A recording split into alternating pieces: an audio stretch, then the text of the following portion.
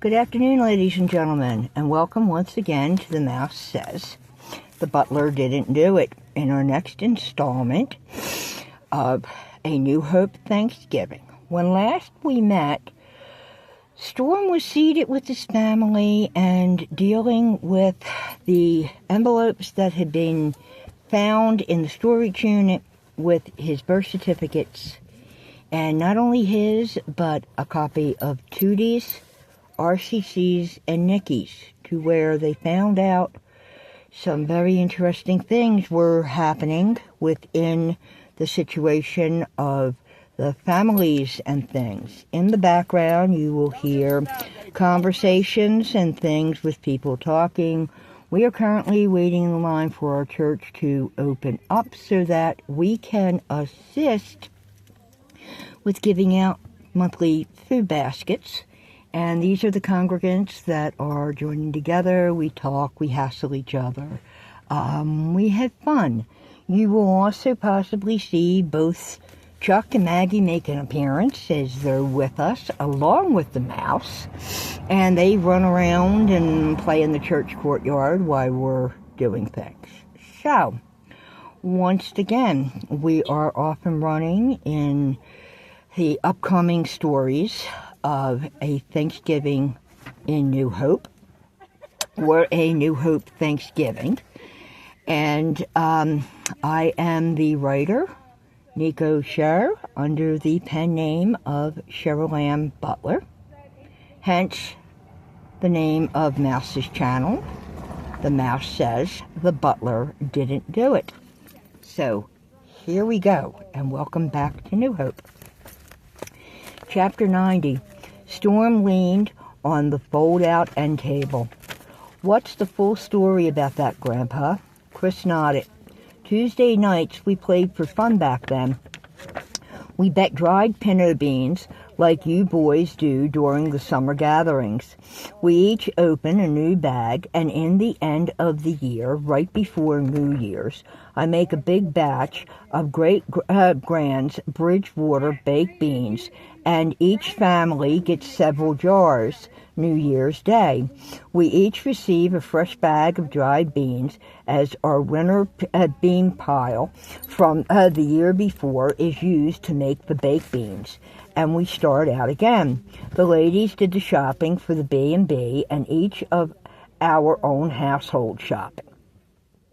They'd go out for an early dinner, and we'd keep the kids to give them a break.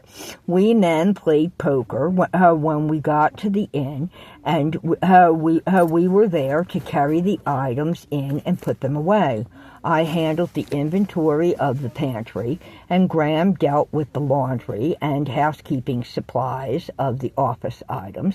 The ladies relaxed in the sitting room with tea, coffee, and snacks. The kids would have been fed and played in the playroom while we did the heavy lifting. They were off their feet. They'd already did enough by doing the shopping. Manduala's rule of the family.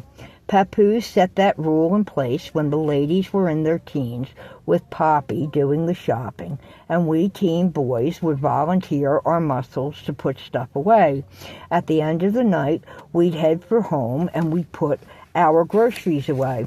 Storm looked up at him. You don't play poker on Tuesdays now. Why? Chris took a deep breath. The last game was literally for all the beans. He put his wants against our shares in the end. Winner take all. If he won, he wanted the accounts, and we were to leave. If we won, he'd walk away and leave you with Silver and Emily, who just had their foster license renewed. We were all in. We played the weekend tournament. At the inn was shut down. Every one of the guys wanted to take you and kick his ass off of the place and pound him into pudding. I'll be honest, I was shitting myself because Silver and I were out of it by hand 34 on Saturday night. It was your Aunt Desiree, Uncle Czar's wife, that realized his ass was cheating. Cheating. That fucker doesn't know how to. If he'd ever found himself playing fair, he'd cheat just to keep his hand in the game of a cheater's haven. Storm blinked at her. Cheating he did. He was counting cards. Her father, Murray, back then was a blackjack dealer in Atlantic City for, I think it was Caesars. He made air quotes, accidentally spilled a pitcher of sweet tea all over the table when a cat ran between her feet. The cards were sopping wet. The table was soaked. We were all doused. Chris smiled. As I remember, Dad, Jim began. Reed jumped up, bitching and cursing the cat. Our ladies cleared the table and mopped up the area. Then your Aunt Maggie brought Reverend Father Uncle John a new deck. He broke the seal in front of all of us and said to Aunt Desiree, "My dear, being you almost baptized all of us, sweetheart, will you do us the honors, please, to shuffle and then help Storm to cut the deck for luck?" She apologized profusely, especially to Reed, who was threatening to kill the cat and wanted to know how it got loose after he demanded the 3 we had at the time be put in a secure area because of his allergies. That fucker should have choked to death on his allergies, Chrissy grumbled. Chris laughed.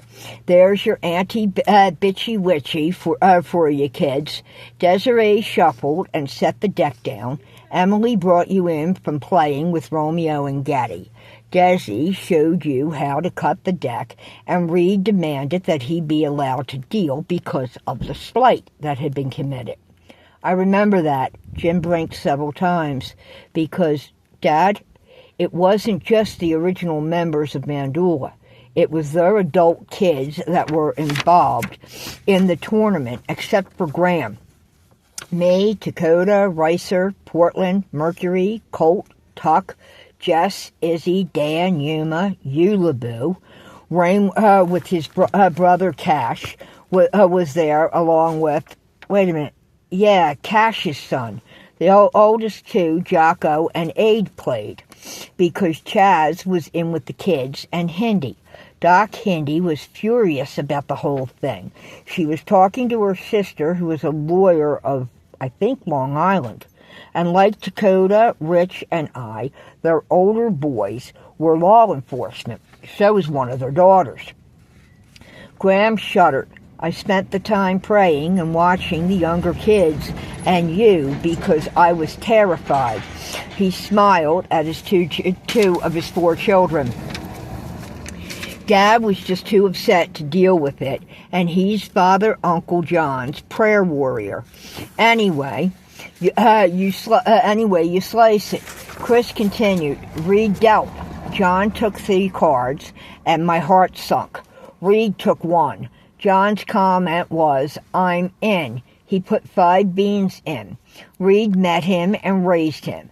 John said, "Lord, I'm getting awful tired of this. Let us go for broke." Silver, Chris, and the ladies leave against the ownership of the B&B and custody of Storm. Reed shrugged and tossed the will on top of the beans. He turned over a full house. Aces over kings. Aces, heart, diamond, and club. Kings, heart, and club.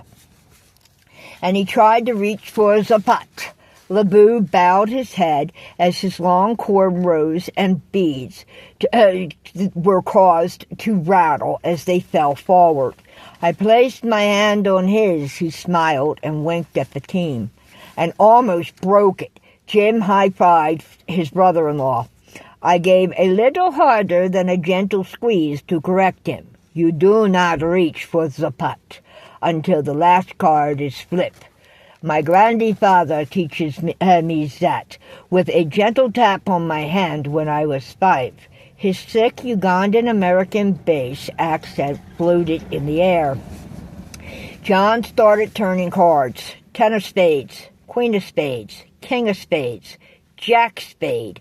Reed's eyes bulged, And John said, the final card.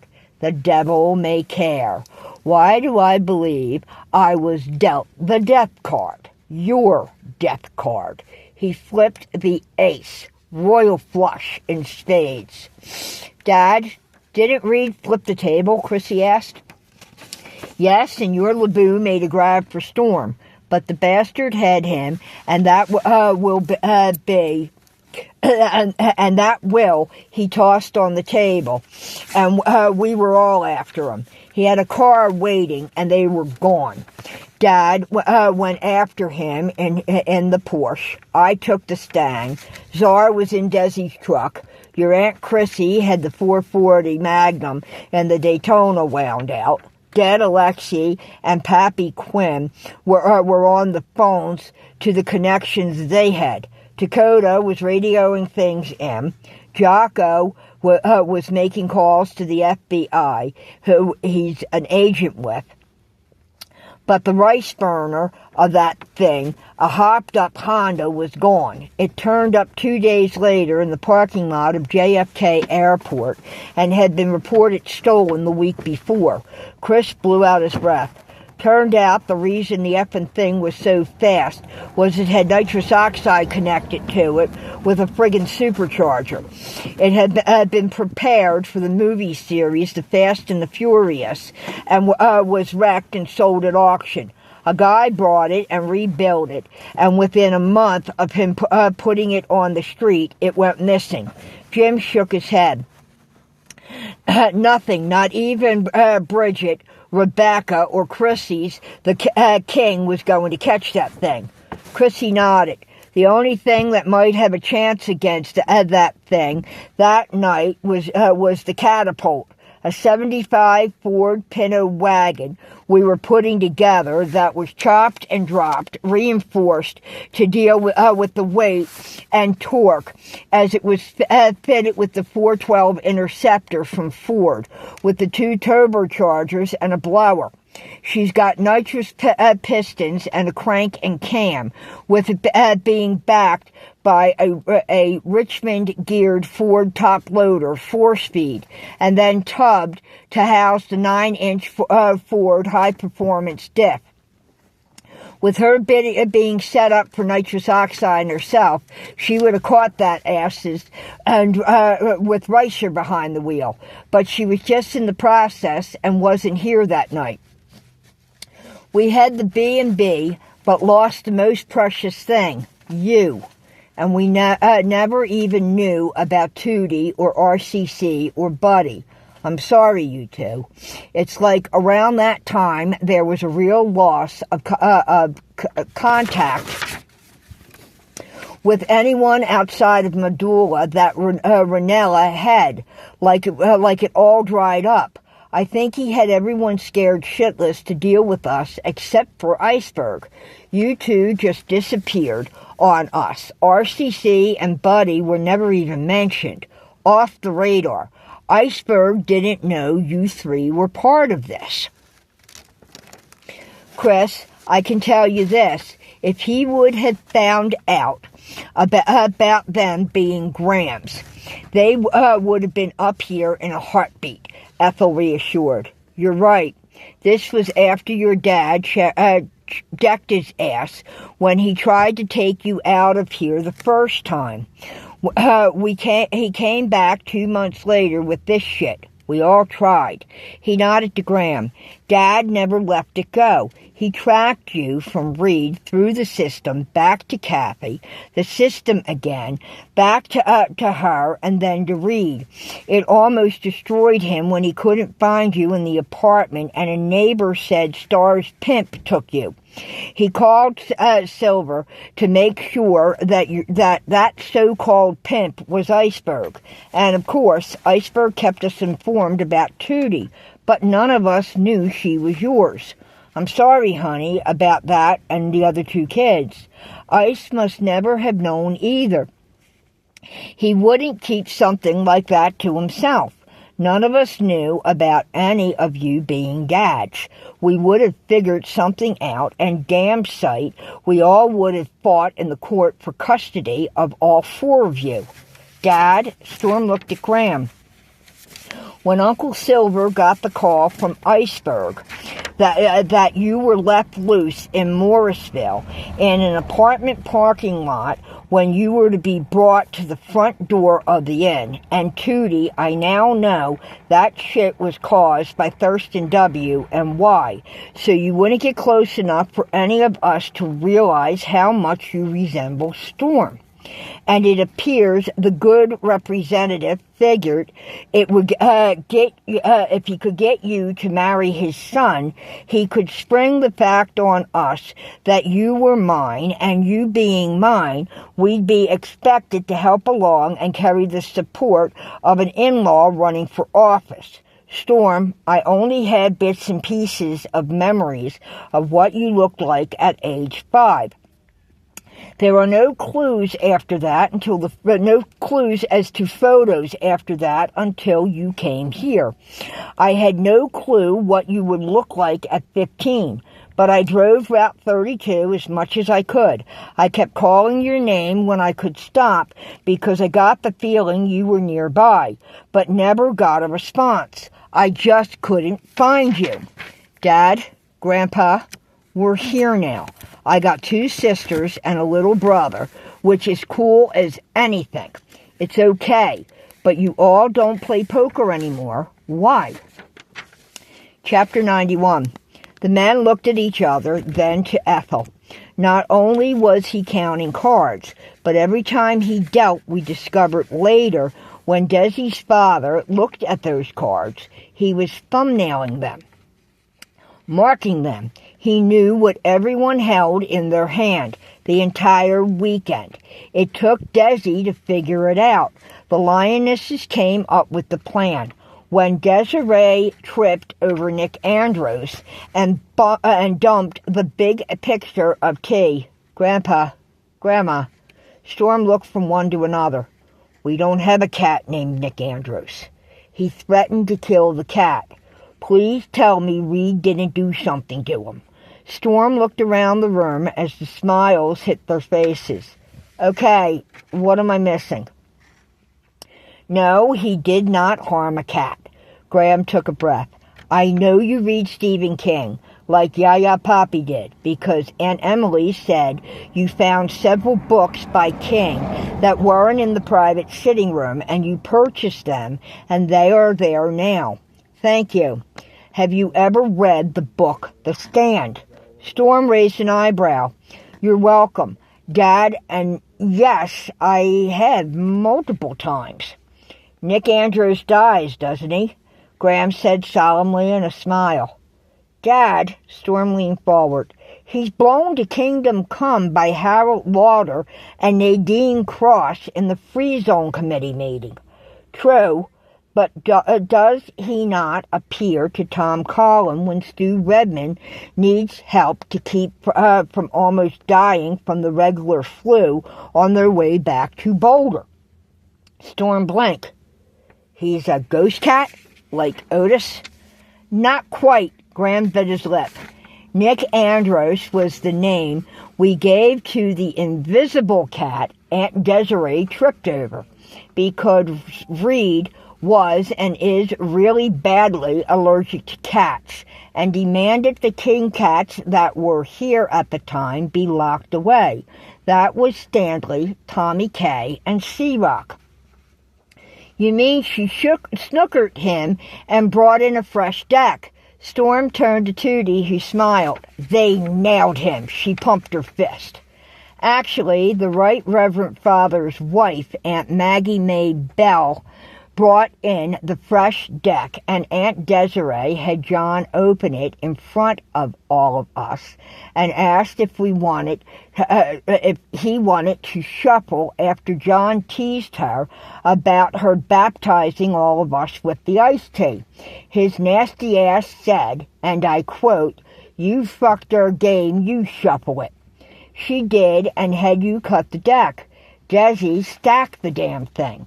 Had you cut and handed him the deck, that she figured he would then stack, which he did with what he thought would be subtle when he demanded the deck to deal, Chris explained.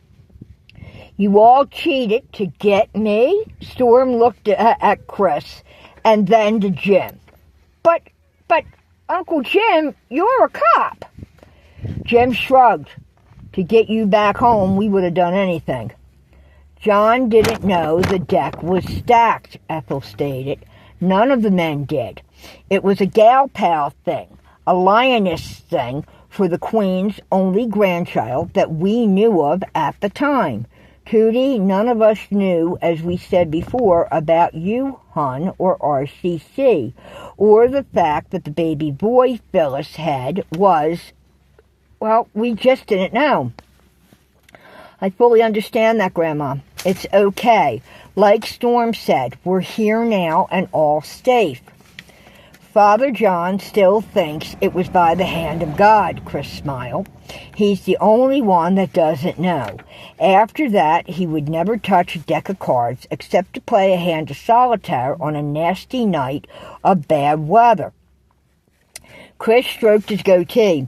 We all took a vow of silence never to tell him, and it's the only thing Maggie Maybell has ever kept from him in all the years that they've known each other, other than her beautiful southern accent until she lost it at one blizzard-filled football game.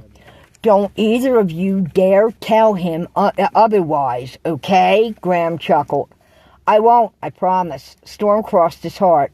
Tootie did the same. Me too, Daddy. Promise. So we now know about the properties. Who is the lawyer, though? He's not from New Hope, Ethel sighed. Wait a minute. Williams. That's the DA. I'm positive. Chris continued to stroke his goatee. Yeah, that's the name of the man that died on those train tracks with Jack on December 6th. 2 weeks later, there was a break-in of his downtown Philly office, and things were discovered in a dumpster weeks later. They were just tossed. Someone was looking for something, and it's interesting that those files started with the last name starting with C. But according to those papers, Ranella went back to her maiden name at the time of the divorce, and it was changed back to Papadopoulos. Without the divorce being disclosed, Reed wouldn't have known that, so the Carlson would have been what he had them look for.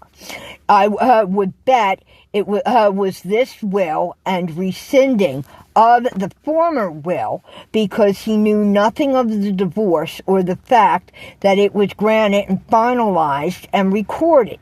Chris inhaled and blew out a breath. Storm, is there anything else in there? Yes, he pulled out 2 envelopes. These are from a different lawyer. Did Yaya and Papu, were their wills read? Everything was left to Ranella. That's why Reed, figured he'd had the rights to everything. Ethel took the envelopes. They're not sealed. She pulled the first one. It's Theo's deed work and the contractual agreement for the deal of the inn, giving us the deal on the business. And this one is a notarized document that sets out the transfer of the rest of the shares to Graham. She read down it. Nothing changes. If Poppy survives him, she receives the estate.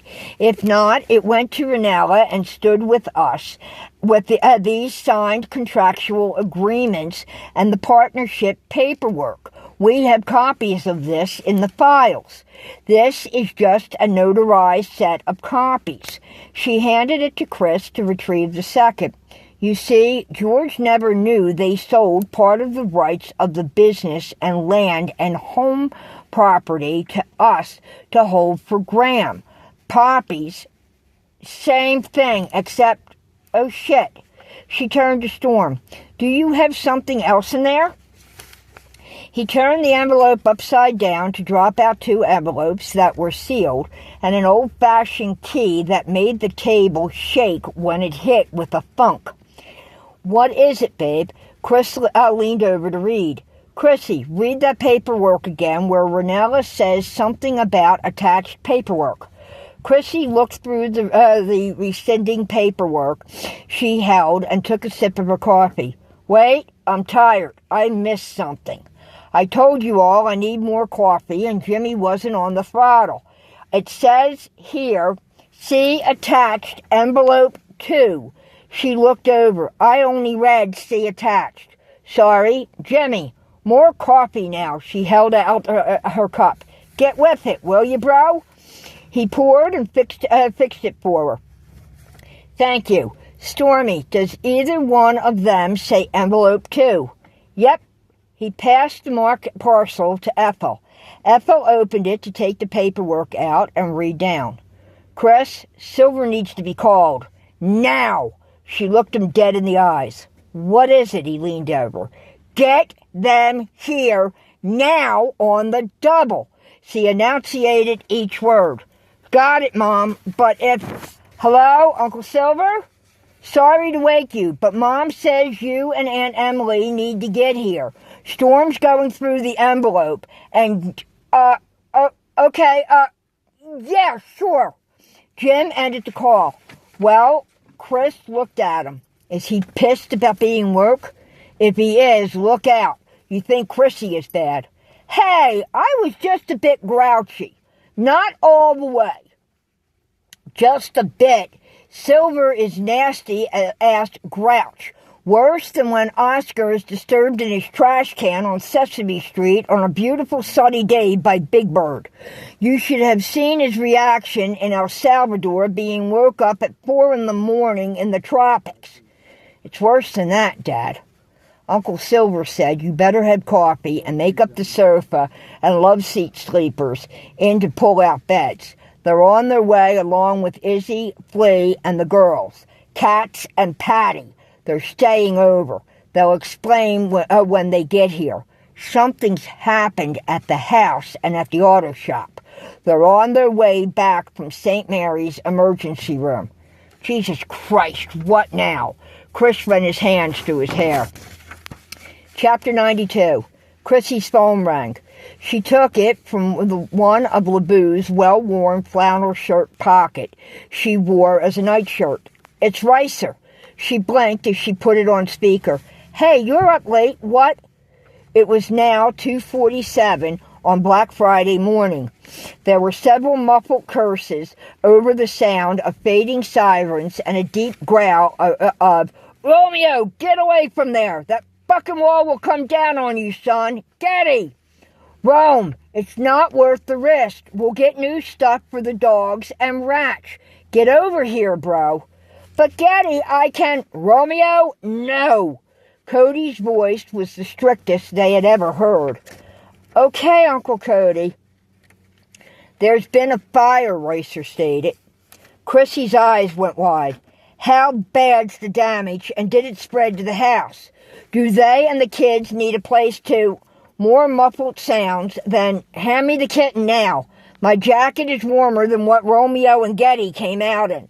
Tucker, listen to me. It's bad. Everything is gone. We have full coverage insurance, Chrissy reassured. I ain't worried about that. I just paid the 6-month premium 2 weeks ago in early September. They got it. I got the receipt. Is anyone hurt? And where is my little Ratchet? If something has happened to my baby girl, I'll have the Ugandan warriors. She's fine.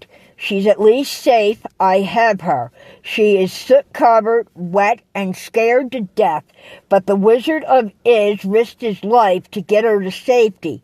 He's banged up, and it's really bad, guys. They rushed him to the hospital. Can you hold her up to the phone, and she may be able to hear my voice, and it will calm her down, Chrissy offered. No problem, sister. Please don't scratch me, little one. I know you're scared, wet, and cold. We'll tuck you in here, and Mommy wants to talk to you, he said to the kitten. There was a tiny yee-ow, followed by a rapid tiny sneeze. Aw, she's very wet. Hold on, she's cold. Romeo, what you got? Here, Daddy. It's a bit grungy. Mama didn't get a chance to wash it this week, but at least if you wrap her in it, it will absorb some of the water and help to warm her with your body heat and keep you a little dry from her being so doggone soaked, Romeo stated. Thank you. One sec. Mama Grinch, let's get her settled, Smeagol. Another tiny yowl came from the kitten. Okay, she's wrapped in Romeo's old Linus baby blanket and tucked into my bomber jacket with her head under my chin and encapsulated in my hair. I didn't get a chance to pull this mess back. It's blowing all over the damn place, and I'm practically blind by my own lion's mane. Mama wants to speak to you, sweetie. This was followed by a tiny sneeze and a meow. Sweetie, Mommy loves you. The whole team does.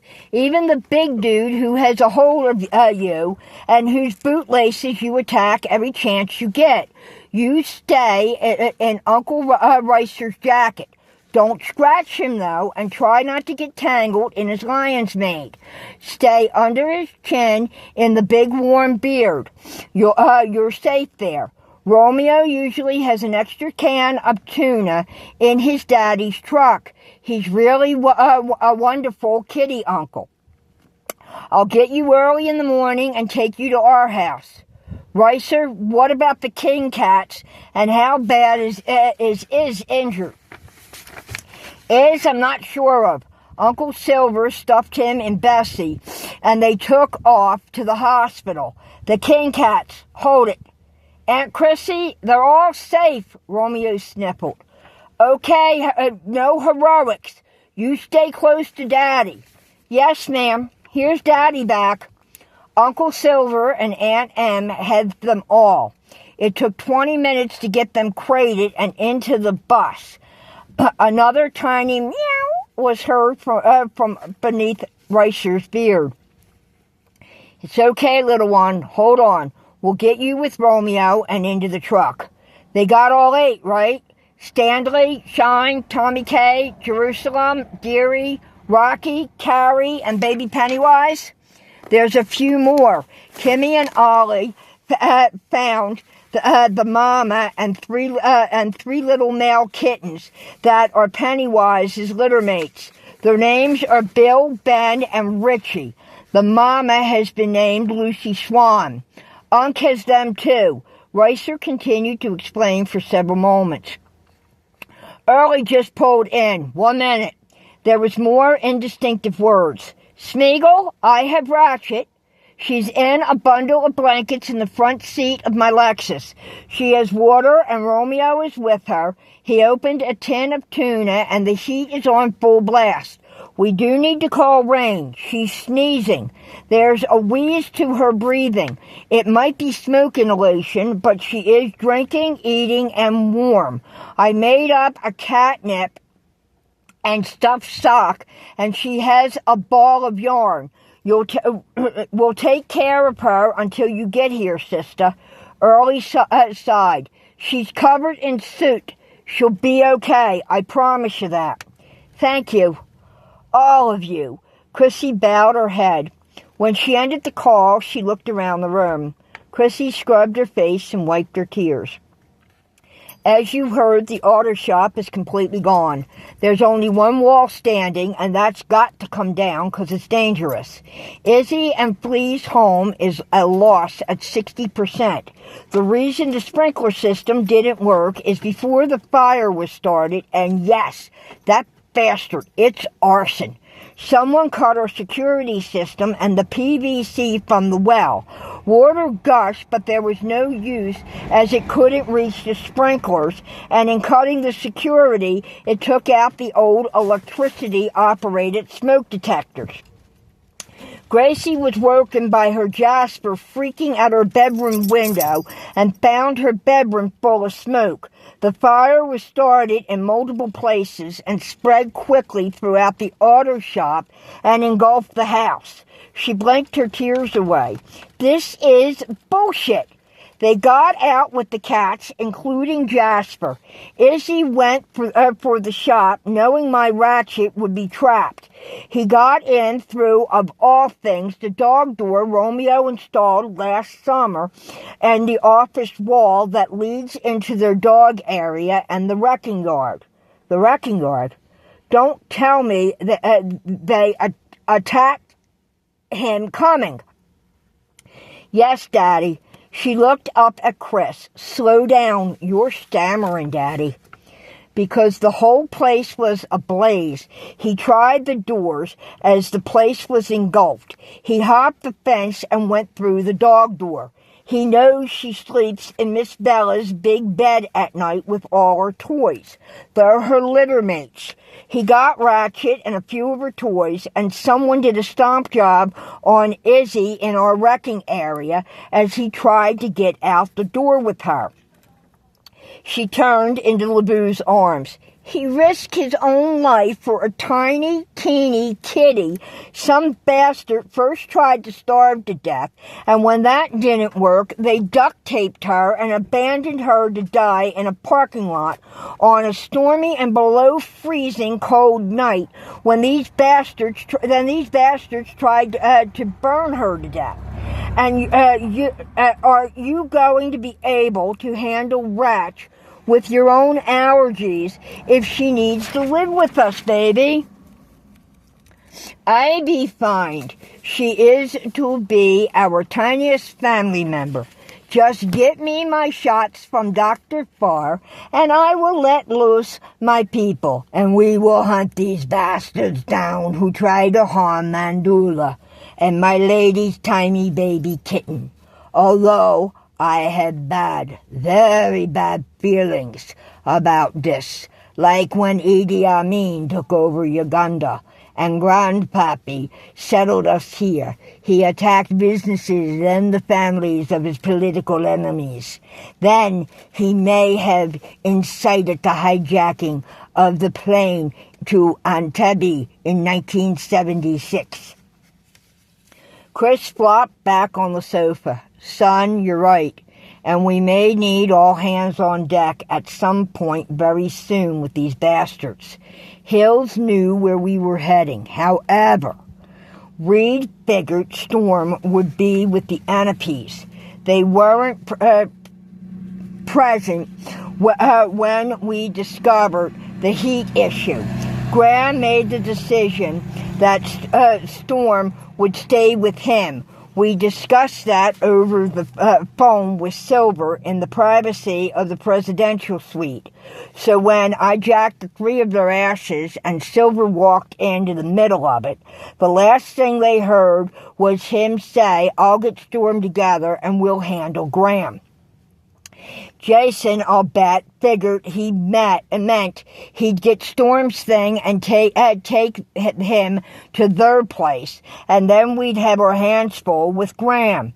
He figured on the Anapes having their foster care license, and Storm would be with them due to the custody and the paperwork. He relayed it to Reed. I'd bet anything on that. Reed didn't realize Storm was with Graham tonight, or if he did, it didn't matter anymore. He's out to destroy Manduala. All of us. There was a rhythmic tap on the door. Chapter 93. Chris stood to answer it. That's Silver's knock. When they opened the door, Silver asked, "Can we bring the cats in?" "Damn straight you can, Uncle Silver." Graham was on his feet to fold the throw and let them loose. I got a stack of aluminum roasting pans I got for Dad's kitchen. We can use them for the litter, and I'll replace them. Daddy, where are they? I'll help. Tootie started to move. Kitchen pantry, top shelf, sweetie. On it, she was off. Graham came forward with Jim, LeBeau, and Devon, and Jim's JC to walk into the entry. Silver was covered in soot, stood dripping wet in places as he shivered on the porch. His long silver-flaked black hair was in a complete disarray of tangles and knots. Those bastards are mine. We of Manduala hand-built that house for my Emily when her folks tossed her to the curb because she fell in love with a no-account son of a drunk-off-his-ass Indian. And in their high and mighty ways, she was soiled after that because of me. They won't admit it, but they still think of it that way. And yet, her two then brother-in-law, Saxon Santos, Ellsworth, and Ori Benson, were right by our side every inch of the way with hammers, screws, and nails.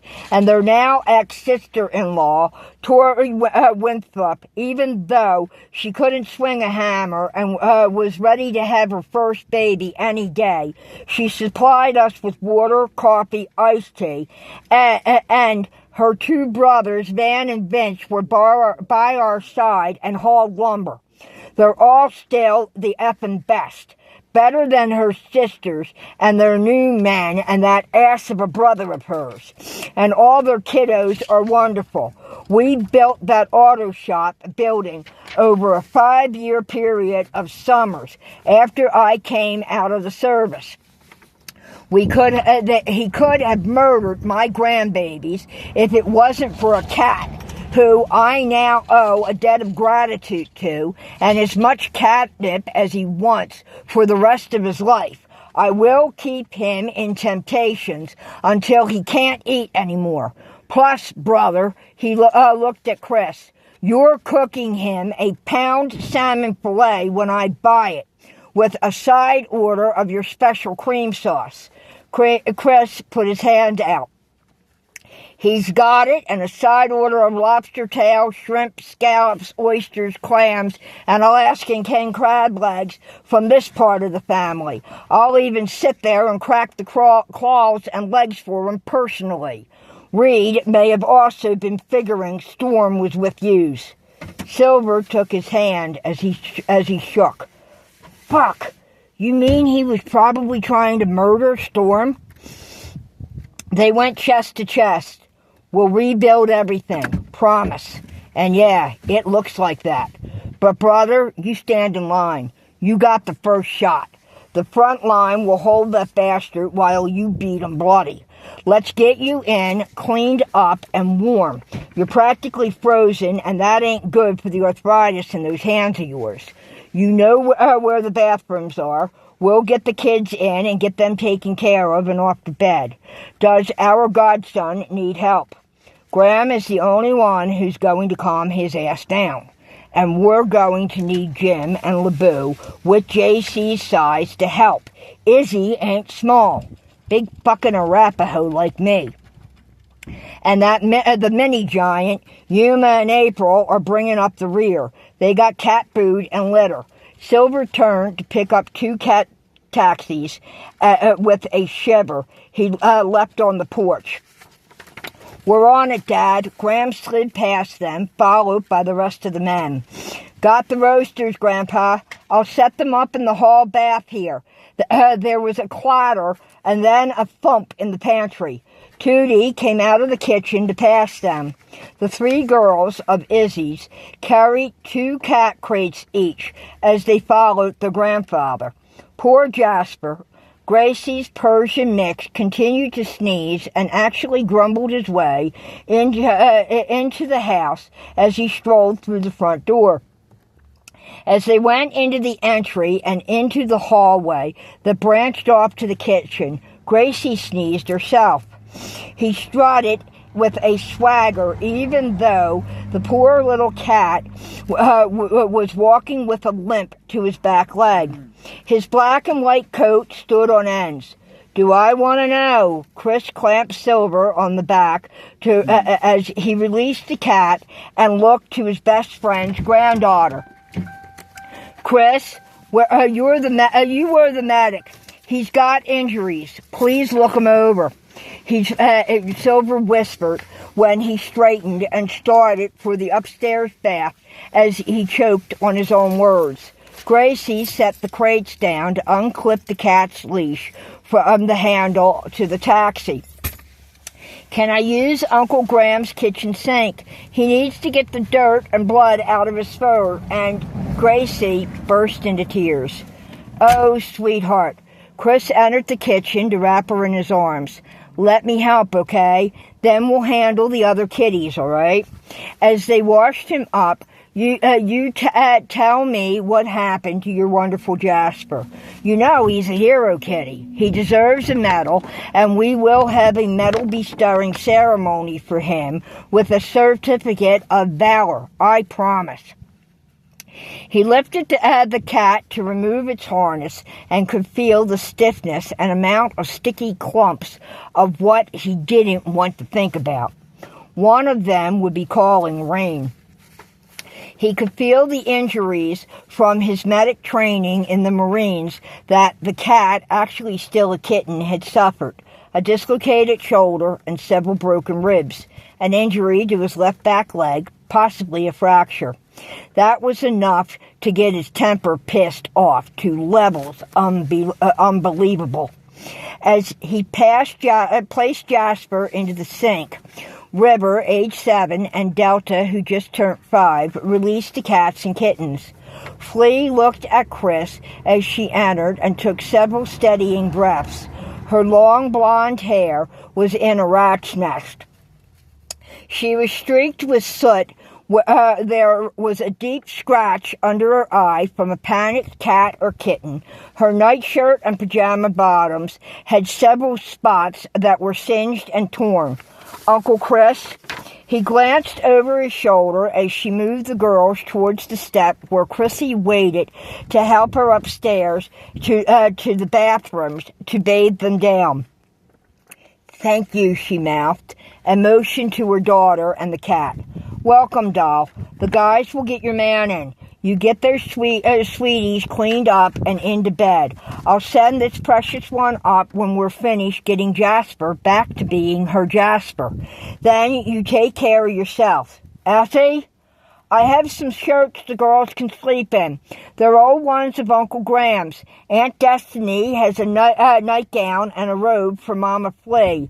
I'll pull the pajama bottoms that are too big for you, and two of those concert shirts you won't part with for Silver and Emily. Well, we'll have to figure that one out." Flea let out her breath as Chrissy put her arms around her. "It'll be okay. Come on, girlfriend. Let's get the girls handled, and my girls can read a story to them while you take a hot bath. I'll give you a hand with your hair. I'm pretty sure. Destiny, you got some stuff around here from the spa by any chance?" "Upstairs, hall closet," Destiny called back. "Take whatever Flea and the girls need. I'll restock everything tomorrow. There's children's bubble bath, bath oil beads, hot oil treatment, shampoo, and conditioner, and there's a couple of boxes full of handmade goat milk soap from Dad's use. Ileana and Irina make for the spa. Also, there's all kinds of body lotions. Take several scented candles and aromatherapy oils. They'll help the girls to relax and rest. Place a drop or two on a nightlight.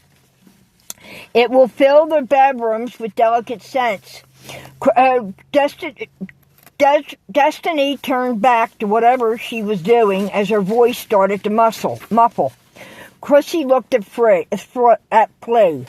"I know she's here, but where the hell are you at?" She was in the downstairs linen closet. "I'm in here," her muffled voice rang out again. "Dang it, where are yous?" "We're at the steps," Chrissy called back. "Not you, Schmeagle. I'm looking for something Graham put away. I know we put a box of these things in here." "Oh, sorry." "Kay," she began to sing a song her grandmother Cranberry used to sing to them as children when they were dealing with stress. It came from the country music and comedy show Hee Haw. "Where, oh, where are you tonight? Why did you leave me here all alone? I searched the world over and thought I found true love. You met another and you were gone. That did what Destiny hoped it would do. She could hear the little girls giggling along with their mother. Where the hell? She turned back to look. Something fell from the top shelf to drop on her head. Ah, there you are, you booger. You all right there, Dest? Christy called as she chuckled. Yep, he stuck what I was looking for on the top shelf. It found me, right on the head. Ethel chuckled. Go get set up to bathe the girls. Everything is in the bathroom. Chrissy can grab the rest of the hall. Destiny came out of the closet to set a box down as Flea picked up Delta and Chrissy lifted River. Thank you, Chrissy, Dest, and Aunt Emily. I will give you each a hug, but, oh, I kind of smell like barbecue, and it's more like burnt chicken. I did the first time Uncle Chris tried to teach me about an open fire cooking when we were in Junior Girl Scouts. That didn't turn out too good. As I remember, if I'm right, she bit her lip. As I remember being a cadet, we almost a senior. Didn't we have to put that one out with a couple of gallons of river water and the fire extinguisher from the Bridgewater Beast? Flea nodded several times. We almost set the woods on fire behind the caretaker's house, too. But too bad it wasn't the carriage house with George and Reed's asses in it. I would have paid to rebuild the carriage house for our Graham, not to have to deal with those two. And one of my best friends in Ruby to live in with the girls. Me too, sister. Me too. Let's go. We'll figure out what to do with Izzy Boo and what he needs when the boys get him here. I think I might have that covered, as long as he doesn't mind bright-colored flowers. Destiny called up to them. There's a couple of things in here. Chrissy put her head against Flea's. You smell like barbecue. You're making me hungry. Dad, you better start thinking about breakfast. Flea's shoulders shook. You are as nuts as ever, my sister. He carried the girls up the steps for Flea to pause. Aunt Effie, Destiny, any clothes will do for Izzy. He came out of the hospital in a gown. They had to cut the sweats and tea off of him to see where he was. Oh, it was bad. Sobs racked her delicate frame as Chrissy helped her to up the steps. I got something Izzy can wear, Destiny reassured. And there, folks, we're going to start for the day. In our next reading, we may find out what exactly happened and what went on at the auto shop and the house. If you like the story and wish to continue, please hit like and set up a subscription. That way you can follow us along as to when we release the next one. And thank you very much for being here. I hope you enjoyed the day and the reading.